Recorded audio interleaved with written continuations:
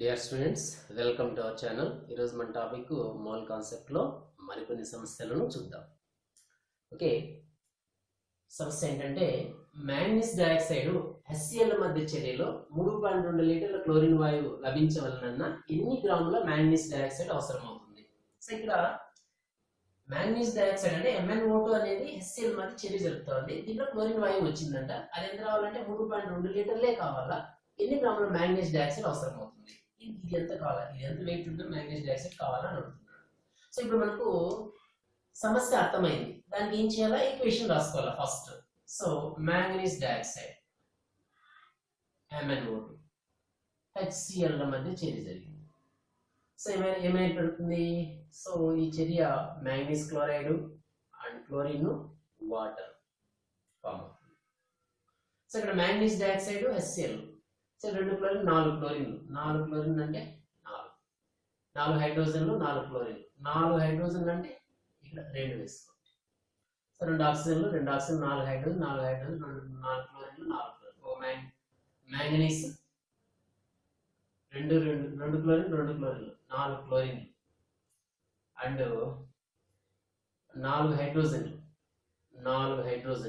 2 ఆక్సిజన్లు 2 ఆక్సిజన్లు, ఒక మ్యాంగనీస్ ఒక మ్యాంగనీస్. బ్యాలెన్స్. సో ఇక్కడ ఇది సని ఈక్వేషన్ బ్యాలెన్స్ అయింది. ఇప్పుడు ఈ ఈక్వేషన్ ప్రకారం ఫస్ట్ మనకి ఏం తెలియపరుస్తుంది? చెప్పకనే ఇది 1 మోల్ అని, ఇది 4 మోలులని, ఇది 1 మోల్ అని, ఇది 1 మోల్ అని, ఇది 2 మోల్ అని తెలుస్తుంది. ఓకే, ఈక్వేషన్ బ్యాలెన్స్ అయింది కదా. Manganese 4 chlorines 4 hydrogens 4 hydrogens and 2 O's 1 manganese 1 manganese. Okay, so first ఇక్కడ ఏమన్నాడు? 3.2 లీటర్ క్లోరిన్ వాయువు అన్నాడు. సో ఇక్కడ క్లోరిన్ వాయువు ఎంత వచ్చింది అన్నాడు? 3.2 లీటర్లే కావాలన్నాడు, 2 లీటర్లు అవసరం అన్నాడు. సో కాబట్టి ఇక్కడ క్లోరిన్ యొక్క మోల్స్ కనుక్కున్నాం. ఎందుకంటే ఈక్వేషన్ ప్రకారం మోల్స్ వచ్చింది, కేస్ ప్రకారం మోల్స్ కనుక్కున్నాం. 3.2 లీటర్ల ప్రకారం మోల్స్ కనుక్కున్నాం. So moles of chlorine equal NCl2 means moles of chlorine. Moles of chlorine equal to ఏమని రాయొచ్చు? పదార్థ లీటర్లు ఇచ్చాడు. సో ఇక్కడ వాల్యూమ్ రూపంలో ఇచ్చాడు. ఈ వాల్యూమ్ రూపంలో ఇచ్చినప్పుడు ఏమని రాసుకోవాలా? గివెన్ వాల్యూమ్ ఇచ్చిన పదార్థ ఘనపరిమాణం. సో given volume by molar volume, పదార్థ ఘనపరిమాణం బై STP ఘనపరిమాణం. సో పదార్థ ఘనపరిమాణం ఎంత వచ్చింది? ఎంత ఇచ్చాడు? 3.2 లీటర్లు వచ్చింది. So molar volume STP conditions 22.4. So 3.2 by 22.4, దాన్ని ఏమని రాయొచ్చు అంటే 32 into 10 inverse by 224 into 10 inverse అని రాయొచ్చు. 10 ఇన్వర్స్ క్యాన్సిల్. సో ఏమవుతుంది? 32 బై 224. సో ఇది సింపుల్ గా ఏమని రాయొచ్చు అంటే 0.143 మోల్స్.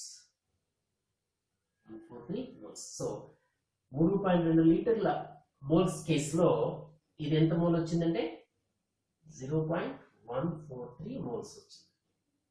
క్లోరిన్ 1 మోల్ అయినప్పుడు మ్యాంగనీస్ డయాక్సైడ్ 1 మోలే, ఇది 2 మోల్స్ 4 మోల్స్ 1 మోల్స్. సో ఇప్పుడు 0.143 అయినప్పుడు ఇది ఏమవుతుంది? 0.143, ఇది ఏమవుతుంది? డబుల్ అవుతుంది. 0.143 ఇంటూ 2, ఇది ఏమవుతుంది? 4. అది 1 అయినప్పుడు ఇది 4 లీటర్లు అవుతుంది. 1 అయిన 4 4 ఇంటూ 0.143, ఇది ఏమవుతుంది? 0.143. ఓకేనా? అన్ని మోల్ అయింది. సో ఇప్పుడు ఏమన్నాడు? మ్యాంగనీస్ డయాక్సైడ్ ఎన్ని మ్యాంగనీస్ డయాక్సైడ్ అవసరం? ఇప్పుడు దీని మోల్స్ వచ్చాయి. దీని మోల్స్ వచ్చినప్పుడు ఆటోమేటిక్ గా దీనికి వెయిట్ కనుక్కోవచ్చు కదా. Moles of manganese dioxide equal to పదార్థ భారం బై పదార్థ అణుభారం. పదార్థ భారం X, అణుభారం manganese dioxide. So manganese dioxide లో మ్యాంగనీస్ 55, ఆక్సిజన్ 16 32, ఏమవుతుంది? 7 87. దీనికి పదార్థ అనుభారం ఎంత? 87. మ్యాంగనీస్ డయాక్సైడ్ యొక్క మోల్స్, మ్యాంగనీస్ డయాక్సైడ్ మోల్స్ ఎంత 0.143. So x equal to 87 into 0.143 equal to 12.44 grams. 2.44 గ్రాముల మ్యాంగనీస్ డయాక్సైడ్. సో 12.44 గ్రాముల మ్యాంగనీస్ డయాక్సైడ్ వెయిట్ తో HCl తో చేరినటువంటి 3.2 లీటర్ల క్లోరిన్ వాయువు లభిస్తుంది. ఓకేనా? Okay, next problem. HCl ను ఆక్సీకరణం చేయగా క్లోరిన్ వాయువు లభిస్తుంది. 7.292 గ్రాముల HCl నుండి లభించే క్లోరిన్ వాయువు ఘనపరిమాణాన్ని STP వద్ద లెక్కగట్టండి. సో HCl ను ఆక్సీకరణం చేస్తే క్లోరిన్ వాయువు లభిస్తుంది. HCl ను ఆక్సీకరణం చేస్తే క్లోరిన్ వాయువు లభిస్తుంది. దీంట్లో 7.292 గ్రాముల HCl నుండి లభించే క్లోరిన్ వాయువు. ఇక్కడ కేసు ఏంటంటే దీని యొక్క వెయిట్ ఇచ్చేసాడు. HCl ను ఆక్సీకరణం చేస్తాడు చేతిలో, దీని యొక్క బరువు ఇచ్చేసాడు. ఇంత బరువు గల దాని నుంచి క్లోరిన్ వాయువు లభించింది. అయితే ఆ క్లోరిన్ వాయువు లభిస్తుంది. దీని యొక్క లభించిన క్లోరిన్ వాయువు ఘనపరిమాణాన్ని STP వద్ద లెక్క కట్టండి అన్నాడు. సో అప్పుడు మనకి ఈక్వేషన్ ఏమని రాసుకున్నాము? హైడ్రోజన్ ఆక్సీకరణం చేయాలి. ఆక్సీకరణం చేయాలంటే ఆక్సిజన్ తో ఆక్సీకరణం అవుతుంది. సో హైడ్రోజన్ క్లోరైడ్ ఆక్సీకరణం చేయాలి. ఎవరితో? ఆక్సిజన్ తో ఆక్సీకరణం చేయాలి. ఆక్సీకరణం అంటే సింపుల్ గా ఆక్సిజన్ తీసుకోవడం ఆక్సీకరణం. సో దీనిలో చాలా కేసెస్ ఉన్నాయి, తర్వాత చెప్తాను క్లియర్. ఆక్సీకరణం అనే టాపిక్ లో క్లియర్ గా ఆక్సిడేషన్ గురించి కంప్లీట్ గా ఎక్స్ప్లెయిన్ చేస్తాను. HCl సేమ్ లభించింది, క్లోరిన్ వాయువు లభించింది. సో క్లోరిన్ వాయువు లభిస్తే ఏమవుతుంది? క్లోరిన్ వాయువు లభించింది, మనకేమో వాటర్ మీకు. సో వాటర్ ఫామ్ అవుతుంది. దీనికి ఈక్వేషన్ బ్యాలెన్స్ అయిందా? 2 క్లోరిన్లు, 2 హైడ్రోజన్, 2 హైడ్రోజన్, 2 ఓలు ఉన్నాయి, 2 ఓలు, 4 హైడ్రోజన్లు. ఇక్కడ 4 వేసుకోండి, 4 హైడ్రోజన్లు, 4 క్లోరిన్లు అవుతాయి, ఇక్కడ 2 వేసుకోండి. So equation is balance. 4 hydrogens, 4 hydrogens, 4 chlorines, 4 chlorines, oxygen, 2 oxygens. So ఇప్పుడు ఈ ఈక్వేషన్ లో మనకి ఏం ఎక్స్ప్లెయిన్ చేస్తున్నాడు? ఫస్ట్ ఇది 4 మోల్స్ అని, ఇది వచ్చి 1 మోల్ అని, అది వచ్చి 2 మోల్ అని, అది వచ్చి 2 మోల్ అని ఎక్స్ప్రెస్ అవుతుంది. HCl ఆక్సిజన్ క్లోరిన్ వాల్యూ 7.292 గ్రాముల HCl నుండి, అంటే దీని యొక్క వెయిట్ ఇచ్చాడు. HCl నుండి లభించే క్లోరిన్ వాయువు ఘనపరిమాణం, దీని యొక్క ఘనపరిమాణం కనుక్కోవాలి, దీని యొక్క బరువు ఇచ్చాడు. అప్పుడు దీని యొక్క మోల్స్ సంఖ్య కనుక్కోవచ్చు, ఎందుకంటే దాని యొక్క వెయిట్ ఇచ్చాడు కాబట్టి. Moles of HCl equal to పదార్థ భారం బై పదార్థ అణుభారం. సో పదార్థ భారం ఎంత? 7.292 బై పదార్థ అణుభారం. H1 క్లోరిన్ వచ్చి 35.5, so 36.5. So moles of hydrogen equal moles of HCl equal to 0.19978 moles. 0.19978 moles. So మీరు సింపుల్ గా ఏమని చేయొచ్చు? 7 పాయింట్ తీసేసేయండి, ఏమని వస్తుంది? 7292 into 10 power minus 3 అని రాసుకోవచ్చు. దీని ఏమని రాయొచ్చు? 365 into 10 ఇన్వర్స్ అని రాయొచ్చు. సో సింపుల్ గా ఏమని రాయొచ్చు? ఒక ఇన్వర్స్ పైన అనుకో.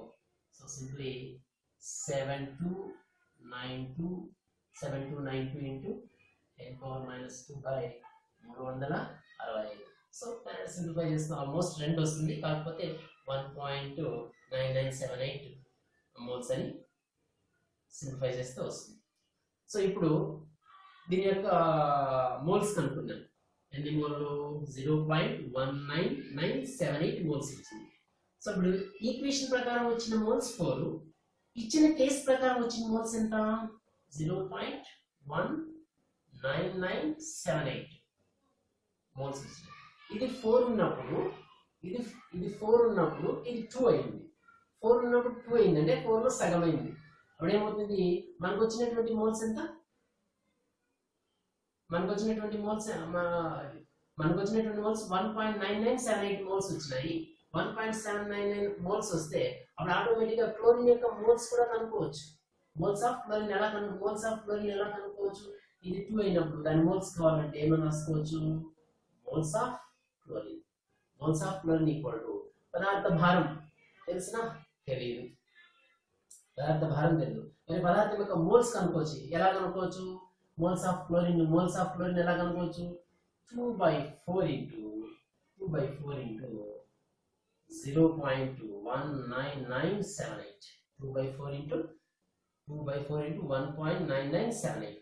So 1.9978 moles of chlorine equal to NCl2 అంటే moles of chlorine. NCl2 moles of chlorine equal to 1.79. So దీన్ని సింప్లిఫై చేస్తే ఎంత వస్తుందంటే almost 2/4 almost 0.09989 moles. Problem simplify చేసుకోవాలి. ఏమొస్తుంది? 0.09989 moles వస్తుంది. సో ఇప్పుడు ఇన్ని మోలుల క్లోరిన్ వచ్చింది. సో ఇప్పుడు ఇన్ని మోలుల క్లోరిన్ వచ్చింది. ఓకే, ఇప్పుడు ఏం కావాలి మనకు? సేమ్ ఆక్సిజన్ క్లోరిన్ వాయువు లభిస్తుంది. క్లోరిన్ వాయువు STP ఘనపరిమాణాన్ని వద్ద క్లోరిన్ వాయువు ఘనపరిమాణాన్ని కనుక్కోవాలి. Chlorine moles of chlorine equal to volume ప్రకారము క్లోరిన్ యొక్క ఘనపరిమాణానికి ఏంటి? Given volume by molar volume. Given volume X. Molar volume ST pendant 22.4. Moles దీని యొక్క మోల్స్ ఏంటి? ఇచ్చిన కేస్ ప్రకారం మోల్స్ ఏంటి? 0.09989. సో అప్పుడు X equal to 0.09989 into 22.4. So దీన్ని సింపుల్ గా ఏమని రాయొచ్చు? 1 2 3 9989 into 224 into ఒక 10 ఇన్వర్స్ 1 2 3 4 5 10 ఇన్వర్స్ ఒకటి వచ్చి 10 power minus 6 10 power minus 5. So simple గా ఏమని రాయొచ్చు? 10 పవర్ మైనస్ 6. సో దీన్ని సింపుల్ గా సింప్లిఫై చేస్తే 2.24 is that ఘనపరిమాణం వాల్యూమ్ లీటర్స్ 2.24 లీటర్స్. సో అది HCl లో ఆక్సీకరణ చేయగా క్లోరిన్ వాయువు లభిస్తుంది. ఇంత వెయిట్ 7.292 గ్రాముల HCl నుండి లభించే క్లోరిన్ వాయువు ఘనపరిమాణం ఏంటంటే 2.24 లీటర్స్ వాల్యూమ్ వస్తుంది. ఓకేనా? అర్థమైందా? Okay, next problem. 35 గ్రాముల మెగ్నీషియం ను విలీన సల్ఫ్యూరిక్ ఆమ్లంతో చర్య జరుపుగా వెలువడే హైడ్రోజన్ వాయు ఘనపరిమాణం STP వద్ద ఎంత? హైడ్రోజన్ వాయు ఘనపరిమాణాన్ని STP వద్ద కనుక్కోవాలి. ఇప్పుడు ఎవరెవరితో చర్య జరుపుతున్నాడు? 35 గ్రాముల మెగ్నీషియం సల్ఫ్యూరిక్ ఆమ్లంతో చర్య జరుపుతోంది. హైడ్రోజన్ వాయువు వచ్చింది. ఆ హైడ్రోజన్ వాయు ఘనపరిమాణం ఎంత వచ్చింది? STP వద్ద కనుక్కోండి అంటున్నారు. ఫస్ట్ ఈక్వేషన్ రాసుకోవాలి సమస్యకు. ఏంటి? మెగ్నీషియం ఎవరితో? సల్ఫ్యూరిక్ ఆమ్లంతో చర్య జరిపింది. హైడ్రోజన్ వాయువు వచ్చేసింది. సో కంపల్సరీ ఒక కాంపౌండ్ చెప్పాడు. Magnesium sulphate MgSO4. Equation balance magnesium sulphate hydrogen. So equation ప్రకారం ఈజీగా మోల్స్ రాసుకోవచ్చు కదా. This is 1 mole, this is 1 mole, this is 1 mole, this is also 1 mole. So ఇప్పుడు మెగ్నీషియం వెయిట్ ఇచ్చాడు అంటే మోల్స్ ఆఫ్ మెగ్నీషియం కనుక్కోవచ్చు కదా. మోల్స్ ఆఫ్ మెగ్నీషియం 35 పదార్థ భారం బై అణుభారం మెగ్నీషియము 24 మెగ్నీషియం అణుభారం. సో 35/24 ను డివైడ్ చేస్తే 1.46 మోల్స్. ఇది 1.46 మోల్స్ ఉంటే ఈక్వేషన్ అంతా కూడా ఇది 1 మోల్ ఉన్నప్పుడు ఇది మాత్రము 1.46 మోల్స్ అయినప్పుడు ఇది 1.46 ఇది 1.46 కూడా 1.46 మోల్స్ అవుతుంది. సో ఇప్పుడు 2 హైడ్రోజన్ వాయు ఘనపరిమాణం దీని యొక్క ఘనపరిమాణం కనుక్కోవాలి. దీని మోల్స్ వచ్చాయి కదా, దీని మోల్స్ వచ్చినప్పుడు ఆటోమేటిక్ గా ఈజీగా దాని యొక్క ఘనపరిమాణం కనుక్కోవచ్చు కదా. ఏంటి మోల్స్ ప్రకారం ఫార్ములా ఏంటి? Moles of hydrogen equal to given volume by molar volume. పదార్థ ఘనపరిమాణం బై మోలార్ ఘనపరిమాణం. పదార్థ ఘనపరిమాణాన్ని x అనుకోండి, ఇది వచ్చి 1.46. మోలార్ వాల్యూమ్ అంటే ST3 గా 22.4. So x equal to 1.46 into 22.4. So దీన్ని 146 into 224 into, so ఇక్కడ 2 points are 2.10 power minus 3. So simple గా దీన్ని సింప్లిఫై చేస్తే x equal దాని యొక్క వెయిట్ ఎంత వస్తుందంటే 32.7 లీటర్. హైడ్రోజన్ యొక్క ఘనపరిమాణం ST2 ఎంత వచ్చింది? 32.7 లీటర్. ఓకేనా, సింపుల్ గా. సో వెయిట్ ఇచ్చాడు, దాని మోల్స్ కనుక్కుంటాం, ఈక్వేషన్ లో దాన్ని అప్లై చేసుకుంటాం. ఇది 1 మోల్, ఇది 1 మోల్ అయినప్పుడు ఇది 1.46 అయితే అది కూడా 1.46 అవుతుంది. ఆ మోల్స్ వచ్చేసాయి. మోల్స్ తెలిస్తే కదా వాల్యూమ్ ప్రకారం మోల్స్ ఫార్ములా ఏంటి? Given volume by molar volume. Given volume ఎంత? x అనుకోండి, మోలార్ వాల్యూమ్ 2.4. సో ఈక్వేషన్ ప్రకారం x equal to 1.46, hydrogen of moles వచ్చి 1.46, x గివెన్ మోలార్ వాల్యూమ్ వచ్చి 22.4. x equal to 1.46 into 22.4. So simple గా ఈ point తీసేస్తే ఏమవుతుంది? 146 into 224 into 10 power minus 3. So దీన్ని అంతా సింప్లిఫై చేసుకుంటే మళ్ళా పాయింట్స్ దీనిలో ఇంప్లిమెంట్ చేసుకుంటే 32.7 లీటర్స్. ఓకేనా. నెక్స్ట్ ఒక లాజికల్ క్వశ్చన్ ను బాగా అర్థం చేసుకోండి. ఏంటి?